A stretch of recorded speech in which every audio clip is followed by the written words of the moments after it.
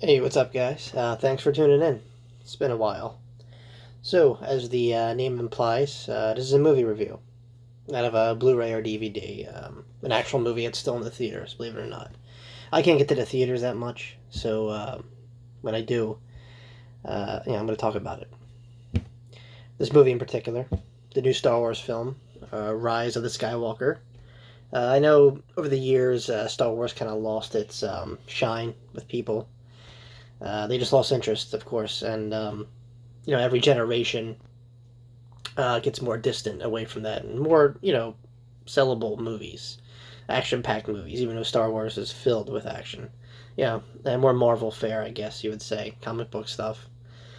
But yeah, I mean, this generation is lucky enough to have still produced Star Wars films, series, and what have you. I think it's important. It's just I think it's here to stay, and it just has to get reintroduced to a new audience. That's all. Um, anyway, yeah, like if you're a fan, this is right up your alley. I'll explain.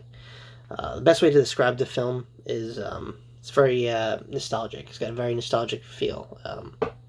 So if you watched The Force Awakens and hated The Last Jedi, then you're gonna like this one. This is very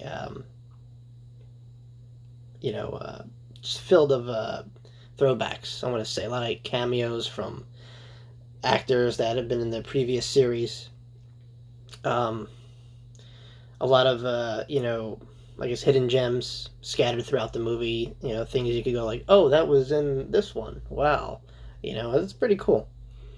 Um, but yeah, like if you liked The Last Jedi, then you'll probably be a little disappointed. Um, this was definitely more fun. Um, a lot more watchable, and answered a lot of questions too. It felt like an apology for the last film. It was trying to correct all the mistakes the Last Jedi kind of put in front of you and try to redirect you.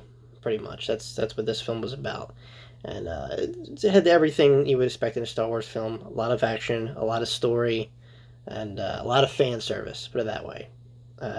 J.J. Abrams was definitely working overtime to try and appease everyone. You know, whether people like that or not, I don't know. Star Wars is like sports fans. If your team messes up, you get a lot big backlash. You know what I'm saying?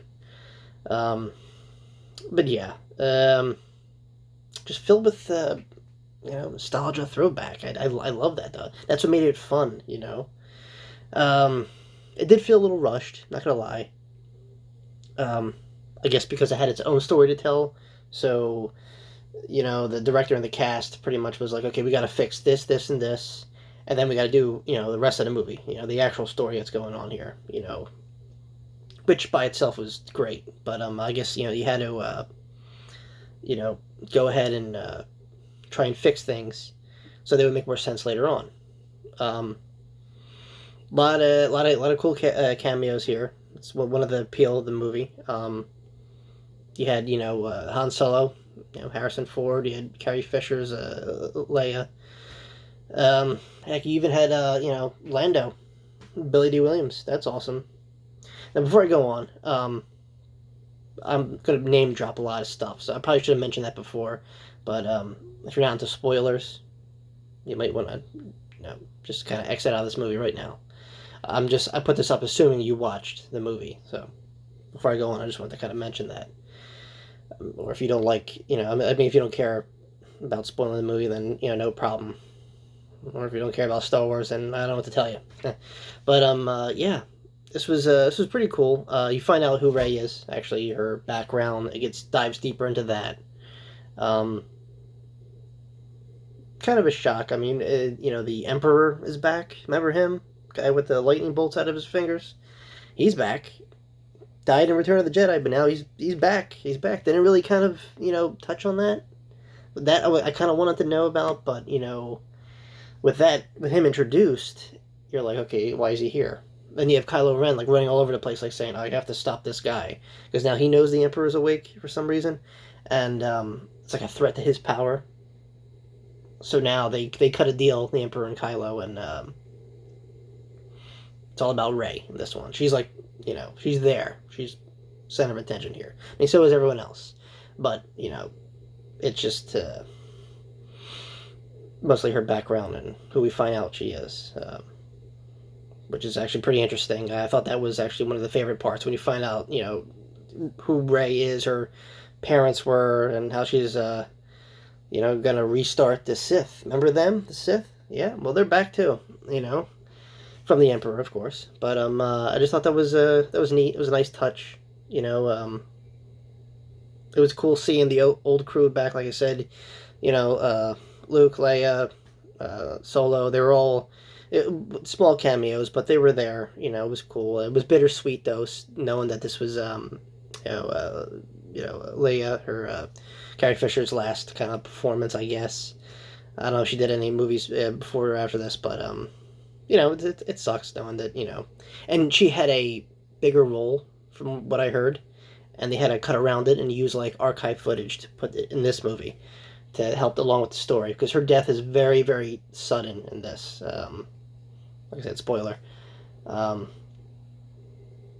they really kind of, it was like just there one moment, does this miraculous thing, uses the force and flatlines. That's it. So, but I understand why they did that. Um, but yeah, the story carried it. Action from the get go. Definitely a Abrams film. 100%. It definitely felt like it was in place. Like if you jumped into if this is your first Star Wars movie, you'd be freaking lost, just like any other sequels. Um, at least I would start with Force Awakens. Maybe watch Return of the Jedi, or just if you got a couple days to kill, watch the entire series, because this kind of fits. This is it actually, and that's another thing I want to mention. This is like the last of the Mohicans, pretty much. Not the last Star Wars movie made ever, but the last of the saga, pretty much. And like I said, very kind of bittersweet, because it's like yeah, this puts the period at the end of the sentence, but you always kind of want more, and this is why I think it's important that they have the spin-offs, the extended universe, like like the side movies, Rogue One, Solo, even the series The Mandalorian, which I hear is excellent, by the way. I've yet not to see it yet, because I'm a big fan of the Mandalorians, their their mythology, and Boba Fett, obviously. Wasn't quite a Mandalorian, but he wore the armor, so cool. But yeah, all in all, my final thoughts. If you're a fan of Star Wars in general, and if you liked The Force Awakens and how it just kind of took you back to the beginning. Speaking of that, this is how it kind of ends. This movie comes full circle, pretty much, and that I thought was pretty cool. It might be cheesy and cliche, but the ending is where it all began. Not gonna tell you, because I think you should go see it or stream it or whatever, however it is you watch movies today. But yeah, all in all, I think it's great. Um, I think it fit. I mean, it's not this epic masterpiece, but because I mean it's hard. These movies try to top each other, and it's really hard to do. So you take it for what it is. I think that's what people miss. It's a movie. It's a fantasy, a space opera. Don't expect Citizen Kane. Okay, it's called Star Wars, and there's plenty of that in this, and enough to keep you interested and occupied.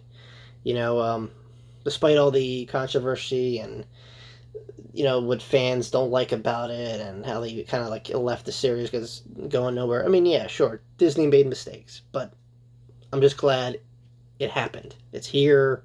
We can complain about it, but this is it, man. This is what they gave us. We're gonna watch it, whatever, or not, if you're like that. But I'm just glad, they did what they did, and it felt good. It felt, it was kind of satisfying. I left feeling okay. I mean, when I went to go see it, it was probably I think day two. It was almost a packed house. Well, this was at a, not a big theater. This was like an independent theater. So, and that was filled. So, this still has value. This still puts, butts in seats. It's, I hate to say it, it's a cash cow sometimes. I mean, yeah, will they make endless amounts of money, and probably not as much as the previous films, but there's still money to be made. It's sci-fi sells. It's just like anything else, any kind of genre, like that. But yeah, I would, I'd probably get it like on DVD or something, just to complete my series. It's kind of like Game of Thrones, But let's not talk about that. Let's, yeah, season 8. Anyway, like I said, it was great. I think it fit, and sad to see it go. But like I said, this is the end of that beginning. There's a whole new one opening up. There's going to be a new trilogy, new people, and you take it for what it is. It's entertaining. You see familiar characters. You may not see familiar characters. Who knows? Star Wars is a big universe, and I'm glad it's here. When I do get the chance to see The Mandalorian, I'll definitely comment on that. I hear it's great, and like this is from like people that don't normally watch this kind of stuff. They think it's great. I think it was like modeled after like a western or something, like an old Clint Eastwood spaghetti western, which is badass on its own right. So I think that's kind of cool. And this Mandalorian, just filled with mystery.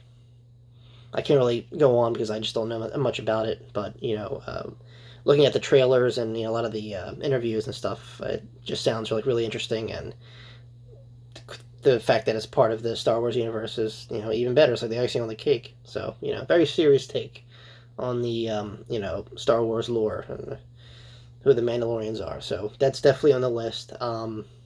Outside of Star Wars, actually, I'm in the middle of watching it. I'm about to wrap it up actually on Netflix. The Witcher, the book/video game series of that monster bounty hunter Geralt of Rivia. I don't know if you guys are familiar with the Witcher series.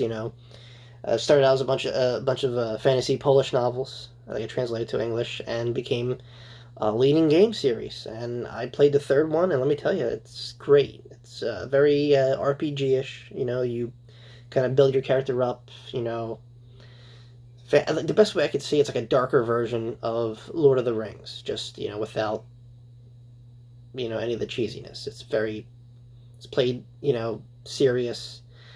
It's just I'm going to keep rambling on here, try to explain it to you. Just go, watch a trailer, The Witcher.